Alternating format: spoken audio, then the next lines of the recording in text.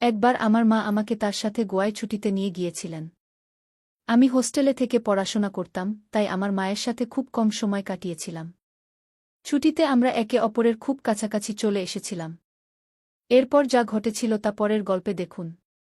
Hello বন্ধুরা, আজকের আমাদের এই গল্পে আপনাদের স্বাগতম। আমার নাম অরবিন্দ এবং আমার বয়স এখন ২৪ বছর। এই গল্পটি আমার এবং আমার মায়ের, যা একটি সত্যি ঘটনা। আমার মায়ের নাম অঞ্চল এবং তার বয়স এখন ৪৩ বছর। তিনি শরীরে একটু মোটা কিন্তু দেখতে খুব সুন্দর। যখন আমি ছোট ছিলাম তখন আমার বাবা চাকরির জন্য বিদেশে চলে গিয়েছিলেন।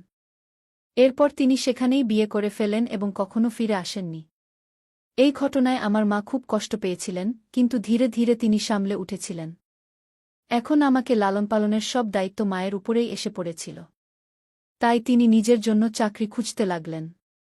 কিছুদিন পরে আমার মামা আমার মাকে একটি চাকরির কথা বললেন, যেখানে একটি বড় কোম্পানির বসের সেক্রেটারির কাজ ছিল। প্রথমে মা মানা করেছিলেন, কিন্তু বাধ্য হয়ে মা রাজি হয়ে গেলেন এবং চাকরিটি জয়েন করলেন। এখন এতে একমাত্র সমস্যা ছিল যে সেক্রেটারি হওয়ার কারণে মাকে সবসময় বসের সাথে আন্তর্জাতিক ভ্রমণেও যেতে হতো। আর আমি তখনও ছোট ছিলাম।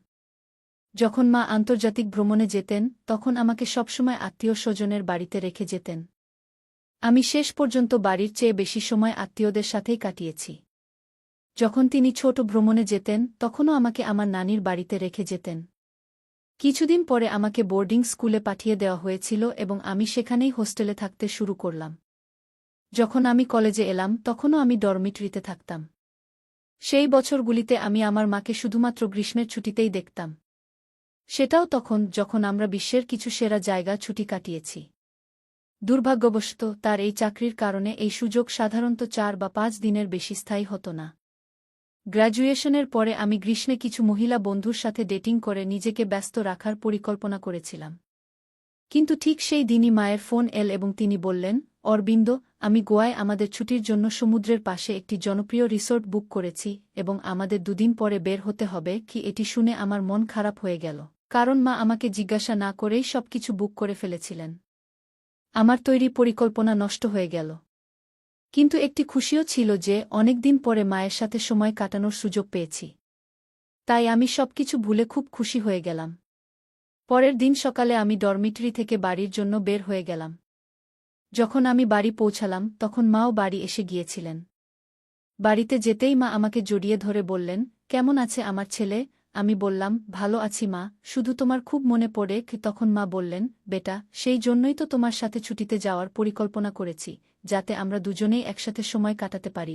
এরপর আমরা দুজনেই খাবার খেলাম এবং মা বললেন, অরবিন্দ, তোমার প্যাকিং করে নাও, আমাদের কাল সকালে বের হতে হবে। আমি বললাম, ঠিক আছে মা, এবং আমি আমার রুমে গিয়ে প্যাকিং করলাম এবং ঘুমিয়ে পড়লাম।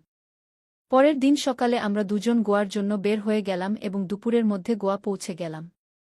সেখানে পৌঁছে আমি দেখলাম যে মা হোটেল না নিয়ে সরাসরি সমুদ্রের পাশে একটি ছোট্ট আতার পর হঠাৎ করেই মা আমার জীবনে অনেক বেশি আগ্রহ নিতে শুরু করলেন এবং আমরা কথা বলতে অনেক সময় কাটাতে লাগলাম। তাকে কাছে থেকে দেখলে আমি বুঝতে পারতাম যে তিনি এখনও ভাল অবস্থায় আছেন। সমুদ্র সৈকতে অনেক পুরুষ আমার মাকে তাকিয়ে থাকত, কিন্তু তিনি তাদের অবহেলা করার ভান করতেন। শেষ দিনে আমরা আমাদের সানবেড এবং ছাতা দ্রুত সৈকতে রেখে আমাদের ভিলায় ফিরে এলাম। কাপড় বদলে আমরা একটি স্থানীয় রিসোর্টের ছাদে রাতের খাবার খেতে গেলাম। রিসোর্টে আমরা একটি মার্টিনির সাথে সালাদ, তারপর লবস্টার এবং অন্যান্য সামুদ্রিক খাবার খেলাম। রাতের খাবারের পর তিনি ফ্রেঞ্চ হোয়াইট ওয়াইন দিয়ে শুরু করলেন। এরপর আমরা রিসোর্টের পাশের রাস্তায় হাঁটতে বের হলাম। রঙিন ভিড়ের মধ্যে হাঁটতে হাঁটতে আমরা বার এবং ক্যাফেতে বাজানো সঙ্গীত শুনতে পাচ্ছিলাম। মা আমার হাত ধরে হাঁটছিলেন। তখনই আমি তাকে বললাম, মা, আশেপাশের লোকেরা কি ভাবছে? মা তখন বললেন, ভাবতে দাও, আমাদের কি আসে যায়? তার এই কথা শুনে আমি হতবাক হয়ে গেলাম এবং ভাবতে লাগলাম, শেষ পর্যন্ত আমার মা কেন এমন কথা বলছেন। যখন আমরা বাড়ি পৌঁছলাম তখন আমরা সূর্যাস্ত উপভোগ করার জন্য ছাদে বসলাম। মা তার ব্যাগ থেকে একটি শ্যাম্পেনের বোতল বের করলেন এবং আমাকে খুলতে বললেন।